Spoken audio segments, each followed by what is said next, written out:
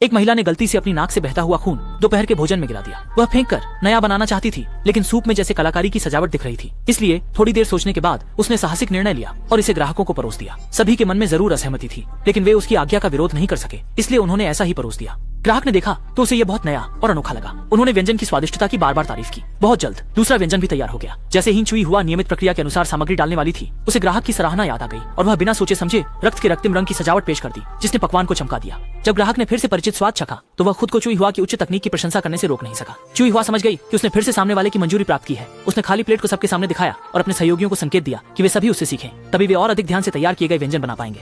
सुना और सहमति में सिर हिलाया। सहायक ने सबसे पहले योगदान दिया। इस तरह विभिन्न विचित्र व्यंजन टेबल पर परोसे गए और ग्राहक भी इससे आनंदित हो उठे। इस मान्यता से उत्साहित कुई हुआ भीतर से रोमांचित हो गई, मगर ग्राहकों की भूख को संतोष कराना कठिन होता जा रहा था। विवश होकर कुई हुआ ने खुद को मिठाई के रूप में टेबल पर परोसने का फैसला किया। कुई हुआ का यह योगदान अनगिनत खाने वालों को चौंका गया और यह व्यंजन उसकी अंतिम प्रस्तुति बन गया।